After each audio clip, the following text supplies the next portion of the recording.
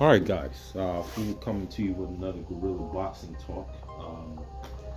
I kind of want to touch on that 154 division. You know, at the helm of 154, we have Jamel Charlo, undisputed champion. What he's going to do with this, I don't know. It doesn't look like he has any fights scheduled, no title defenses, no nothing. There's nothing that has been confirmed or said, so we don't know. We don't know what his plans are, and at the end of the day, he's the head honcho, and he's like, unlike his brother, he really is on some big champ ish, right? That's one thing he is. That's one thing I won't take away from him, is that he really is on some big champ ish. So it appears though that he, I don't think he is going to, I don't think he's too keen to defend those belts anytime soon, for the simple fact, I think he figures that, hey, I did my groundwork. It's time for you guys to eliminate each other, and then I get the head honcho out of that. So I think the people he's referring to are, the Sebastian Fondoras, the I want to say, who else is in title contention?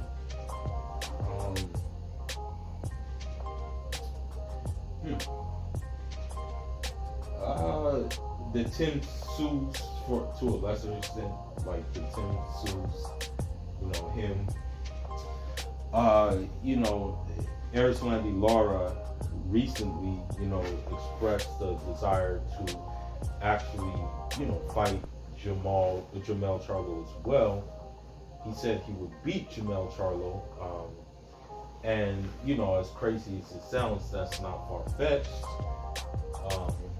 Due to the simple fact he has superior boxing ability. You have Tony Harrison, he's doing his thing, fighting, doing what he needs to do. His last fight with Sergio Martinez was good, right? It's a good fight.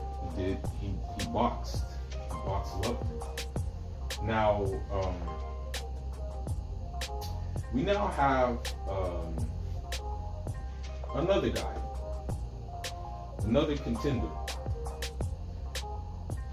Only 8 fights in, and I've done a video about him before. I've actually did a video about him before, and unfortunately, it just seems like his fights with Michael Soro, for some reason, end up in controversy.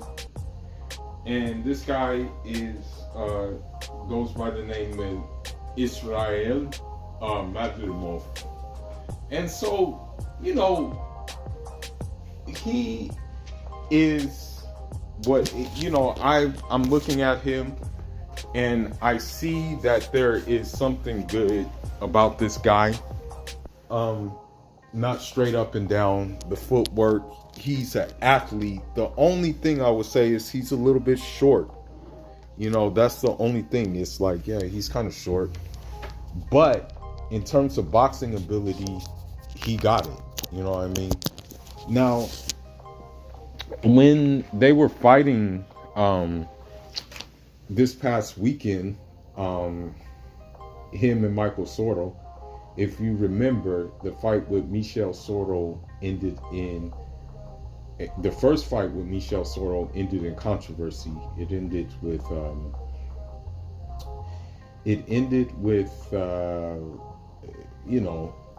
Madrimov actually getting a technical knockout after the bell was called. You know what I mean? That's what happened in the fight, right? So, with that being said, they still gave him the W, right? So, being the guy he is, he wanted to leave the fight without controversy. So he said, okay, we can run it back. Now, in running it back, he was doing good work. He was doing very, very good work. He was, using that jab, that stick was working. And also, the combinations were flying. And some of those looping combinations that hit you behind the ear were flying as well. You know what I mean? He was doing those too. Now, the unfortunate thing is that there was a clash of heads. And with that clash of heads, it meant that a technical draw played out. Okay? I don't know if they're going to run it back for a third time. Michel Soro, I will say, is I guess you can say he's like a fringe contender. Like he's almost up there, but he's not quite there. You know what I mean? Like he's not quite he's like scratching the surface basically, That's what I would say about him. Is that he's scratching the surface of greatness, being a champion. That's what's happening with him. Okay. Now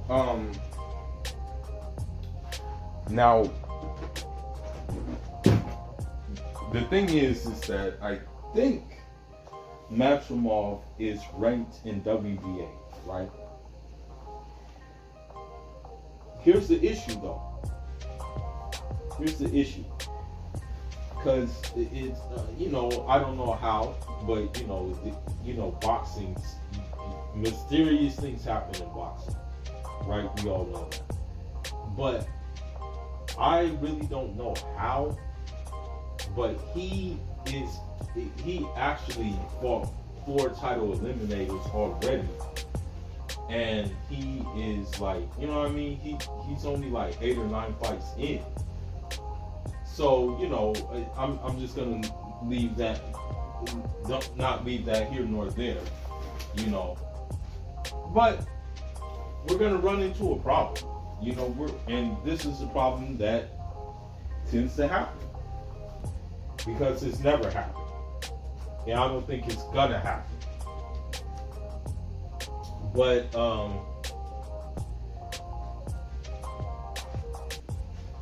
he is a DAZN fighter. Okay, he's on DAZN. So, with that being said, him being on DAZN, I don't know if that fight would happen with him fighting the likes of Jamel Charlo. Okay, for the simple fact that we know from history that PBC would not budge. They definitely won't budge, bro. Are you kidding me? They will definitely not budge when it comes to how they want fights. Okay? They'll budge for ESPN. They'll do that. But not for no DAZN. For some, they hate Eddie Hearn, over there. But on a closing note, I'm not going to make this video too long. But, the thing is, and I want to say this. I really want to go into this. There is a difference between like skilled fighters that they try to bring up and try to like hype up, right? And there's a difference, and then there's fighters who are like actually skilled, super skilled, good fighters, but they don't look ambiguous enough, or they maybe carry the wrong religion. You know what I mean? That's the whole situation. With Vasily Lomachenko, for example, I'm just going to go into this, the blue eye, you know what I mean, like the kind of like, I want to say like kind of like superhero looks. He had that. So they're like, okay, we got one, right? Now he's been inactive for God knows how long. I don't know how long Vasily Lomachenko has been inactive. You know what I mean? But he's been inactive for a minute now. Now, we move on, right? And we got guys like Bivol, we got guys like Beterbiev, and we got Israil Madrimov, who they are not going to push as much as they did Lomachenko, due to the simple fact that, like, you know, Bivol, he looks Eurasian. You know what I mean? Like, that's the thing. Although he's Russian nationality, Kyrgyzstan born, which is in Central Asia. You know, his dad, I think, Moldovan. His mom, a Russian of Korean descent. You know, and you know, Arthur Beterbiev, Chechen, Muslim, and we have Israil Madrimov, who is Uzbek, Muslim. You know what I mean? So they're very selective on who they want to make the face. But I've been looking at his progress, and I'm going to add one more thing. He was in training camp when Bivol fought Canelo, and I can kind of see the dividends pay off with that, because he picked up some tricks with in the last fight we saw him in with Michel Soro, and one of the tricks he picked up was bouncing, using the game of inches for defense, you know, and using in this fight versus Michel Soro, he used less movement.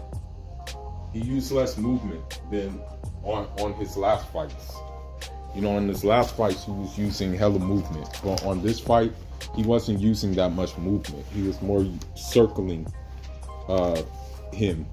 You know, so he kind of, in this fight, settled down more. And I think that settling down had to do with the tutelage of Bivol. You know, he helped him a lot, he said, you know, Dmitry Bivol, he helped me. You know, so I think that's what did it. You know what I mean? And so with that being said, we'll see what happens. I don't know if he's actually signed under Eddie Hearn, or if he just fights on his own on a fight-to-fight basis. But if anything, you know, maybe he can like go over and see what's going on on the PBC side, and I don't know, you know, fight some of those guys. You know what I mean? But anyhow, man, that's all I got for now. Let me know what y'all think about him. Let me know what y'all think about his last fight. Let me know if you think he's gonna, you know, if there's gonna be a third fight with him and Michel Soro. But anyhow, Fulu signing out. Inshallah.